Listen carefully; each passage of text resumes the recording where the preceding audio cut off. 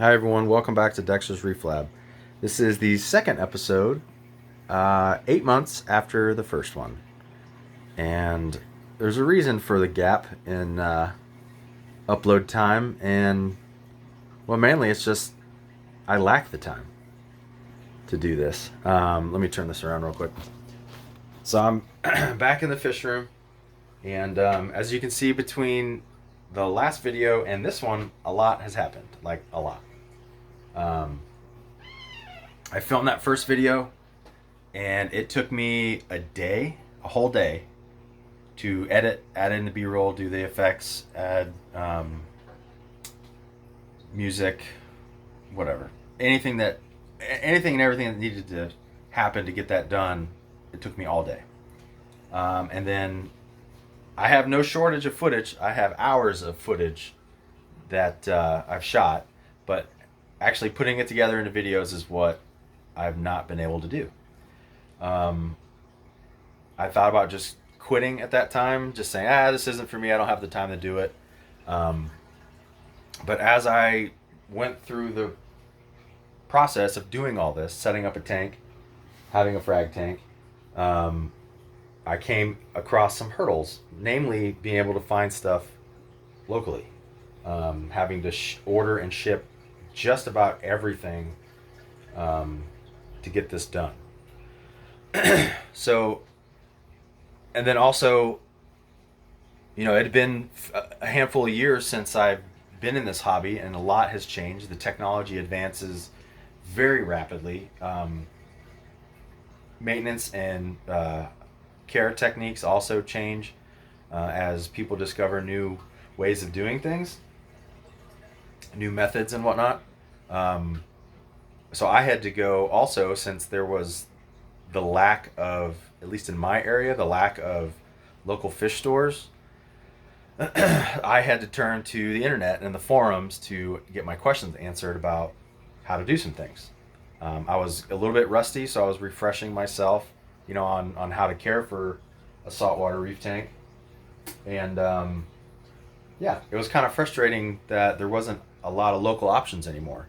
Back when I was years ago with my other setups, there was 4 or 5 local fish stores that were around me that I could source equipment, livestock, maintenance stuff, and ask questions if I had questions.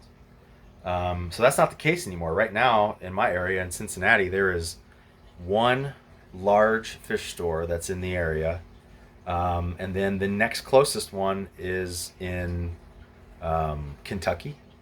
So about a 45-minute drive for me here in northern Cincinnati. And then the next closest from there is in Columbus, which is about an hour from me. And then there's one in Dayton, again, just under an hour.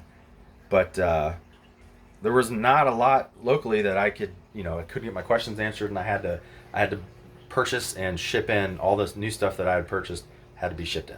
So a little frustrating. But back to the whole time thing. Sorry, I'm on a rant. Sorry. The whole, what do you call it? The highly produced YouTube video where you shoot your content, then you also have to have B-roll footage. So you have to have images that you talk over or are infographics, things like that. You shoot your video, then you cut everything together, edit it, and then upload. I just don't have time to make that, I guess, that way of uploading videos. I don't have time to do that. I like doing it. It was definitely a learning curve, but I like doing new things. But I just don't have the time for that. I work full-time with my home remodeling business. I have 4 kids. I'm married. They all do sports or activities. So I will put highly produced videos up still, but I think the majority is going to be of more vlog, like a more point of view vlog type video. I'll be able to get those out and up in a relatively efficient way, or an efficient manner, versus shooting all the footage, then going back through it all, editing it together, it's gonna take me forever, and it just I like doing it, but it doesn't feel natural for me to do that. It's more natural for me to be doing things a little off the cuff, just kind of as I go through things. I don't want it to appear fake. That first video, it took me, um, not took me. I'm sorry. It just felt like it wasn't me. Like I like doing that, and I'll continue to do some of those videos, but it just didn't feel like, I don't know. It didn't feel natural. So I'm going to pivot the channel to largely a vlog type footage. So point of view, not a lot of B-roll and editing. I'll talk over some stuff, but there's a lot of information that you have to make these things work, and I want to get that information out there so this hobby doesn't die. In my area, I don't know um, if there's a lot of reefers left around me. There were a couple local reef clubs back when I was, in the what I would call the heyday around here. So I knew a lot of reefers. Now I don't know hardly any. So I want to make sure this hobby doesn't die. So doing it the vlog style, I'll be able to get the information out faster. So there's information out there for folks. Um, the other reason I'm still going to do this is a lot of the stuff that's on YouTube is old content. I was going through my feed, and especially like what's recommended to me by YouTube. I'm looking at videos that are 3, 4, sometimes like 8 years old. Now the information is still pertinent, right? But there's been some advancements, some different ways of doing things that are maybe a little bit better, efficient. We found out some more information about how to maintain tanks. So fresh content needs to be put out, and that's what I want to go for. So, and the other thing is having to ship everything in, not having a local source was quite frustrating, and it's kind of sad that there's not a lot of fish stores around anymore. Uh, my local one I'm still going to go to, but I have, since the last video, I have set up my own coral business. So I'm not going to be selling fish, but I will be selling coral. Um, I have partnered with an Ohio company. Um, I'll check with them. I'm not going to put their name up right now, but okay, let's pause it right there for a minute. I double checked with the company, and they are totally fine with me disclosing the name of the company on my videos. So the owner's name is Jim, who I spoke with, and the company's called Eye Catching Coral. They're just south of Cleveland, here in Ohio, and there was one caveat to me using their name is the owner wanted me to tell everyone that they are wholesale only. They don't sell to the private person. They get a lot of inquiries about selling direct to customers, and they don't. They are business to business only. So you have to be a coral reseller like myself to purchase from them. But you can get them from me and from the other vendors that they supply. So let's get back to the video. I'll make sure that they're okay with it.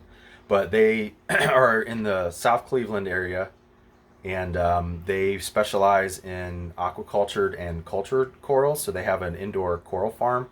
They do get in some wild stuff from sustainably operating companies around the world, but they have a tremendous catalog of aquacultured and cultured corals. So aquacultured meaning there was once a wild colony that was brought in and has been they have taken fragments of that coral, and then over many, I guess you could say, generations, they have farmed that coral, so they're no longer taking it from the wild. Now cultured, and I'm sorry if I butcher these things. I'll notate in the comments or in the notes if I make a mistake. But cultured is also along that same lines of, oh, how do you say it? I'm going to butcher that, so I'll just stop there. Okay, let's just stop here at the awkward, nervous laughter I just did, and explain what conditioned means, since I said cultured again as well. Conditioned is just a process of letting the coral frags heal and rest after they've been cut from a mother colony. So let's say you have a big colony of acropora, which is a big hard branching coral. They would use bone cutters to cut fragments off of the mother colony and superglue them to ceramic discs. A lot of companies will then just ship that out to customers. So the coral's not healed yet. It's not as healthy as it could be before you ship it. So the risk of death in transit or soon after someone would receive it is pretty high. So they have in their farm, they have a lot of space. So they are able to make frags of the mother colonies and then allow them to heal in an aquarium like environment. So when they're finally healed and ready to ship, they have a high probability of surviving the journey, and then also surviving once you acclimate them to your own aquarium at home. So, all right, let's get back to the video, and no more nervous laughter, Chris. It's awkward. So anyway, long story short, I'm going to be sourcing coral from them, um, and having it available locally for the folks in the area. And I will also put some online. I'm going to unbox a shipment I actually got in today. That's right here. I'm going to turn this around. So, well, I won't show the name. But I'm going to get this unboxed and I will show you a little bit of what's going to be available locally and online. I decided to do this again just because there's only one shop in my area, and it's just kind of sad to see. I don't want this hobby to die. It's so rewarding. It's so fun. It's amazing. And now that there's companies out there that are, farming coral, then I can sell this stuff and feel good about it because a lot of this is not coming direct from the ocean. A lot of it is. Let me take this down. A lot of this is raised, in right here in Ohio in this instance.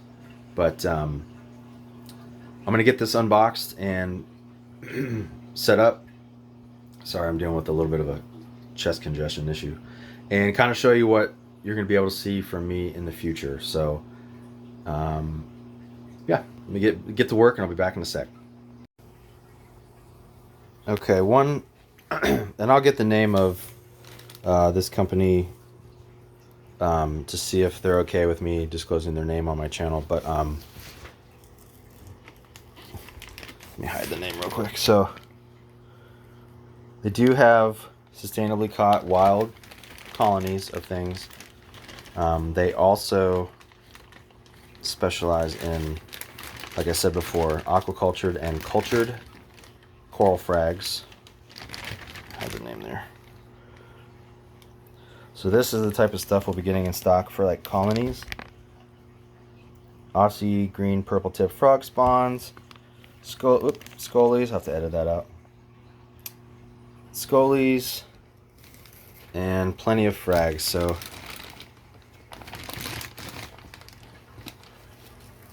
let's see what this is. It's like a stylophora maybe. Acropora. But this is from their coral farm. So as you can see the plug, this coral has been growing for a while. It's starting to encrust at the base on the little plug there. The plug has algae on it. So one reason I went with this specific company is this is how their corals come. Now I have taken in, let's see, at least 4 shipments from them. There has been some loss, but that's just part of it. But all of their frags none of it's fresh cut. Everything has been sitting in a tank, maturing, healing from the fragmentation process, and they all come in looking like something like this. So the plug, you can tell that plug has been under light and water for a long time. At least, at a minimum, a couple months. So this will color up under lights, but I mean this is a good looking frag, and this is a good looking specimen that has survived shipment. So, all right, let me get this stuff in the water. I'm going to float everything to temperature acclimate, and then we'll get it in the water. Okay, I got the order unpacked and everything is in the frag tank, and then I put the larger colonies in the big tank for the time being because I'm out of space in this tank. But as you can see, we are packed to the gills with everything you can think of. Let's get down low here. So the goal is to have pictures taken and uploaded to the website this weekend, and the website dextersreeflab.com. I'd like to take it live on Monday. So we will also have a local pickup option. So I'm in northern Cincinnati, so if you feel like driving to me, we will have set days and times for pickup. We're still deciding when that's going to be, but please follow us on social media for updates. It's just Dexter's Reef Lab across all of them. And then as far as the videos go, I am going to go with this point and shoot kind of vlog style. I've seen it work for other YouTubers that are out there. It just fits with my schedule, my style, just me in general. So that's what we're going to go with. I've seen it, like I said, I've seen it work for other YouTubers. There's Fragbox Corals up in Canada. A guy named March up in Toronto. Go check him out. It's just Fragbox TV. He does a point and shoot style, and he's a big, lot of motivation for me to keep going with this, because I love watching his videos. I watch every single one he puts up, and they're entertaining. And there's thousands of people that are watching along with me, so he's doing something right. So shout out to you, March, up there in the Great White North. Excuse me, for doing what you do and providing the motivation for me to keep going with this. So like I said, I do have a lot of footage still from the whole setup, and I will slowly get that out as I have time, because I do have the footage that I've shot, and I just need to put the videos together. So as I do that, I will have a series on the tank setup, just so we have the I guess from start to finish of the whole thing, adding the livestock, the rock work, the cycling, the issues. I had a huge issue with cyano and dinoflagellates, or flagellates, however you say it, and I'll post about how I solved that. So as you can see, the sand bed is much cleaner. This whole thing was brown at some point, but anyway, I'm rambling, getting off topic. But thank you for those who have already subscribed, and if you feel, well, if you would, it really helps the channel. Would you please subscribe and throw a comment down, and yeah, I'll see you in the next one. Thanks. Happy reefing.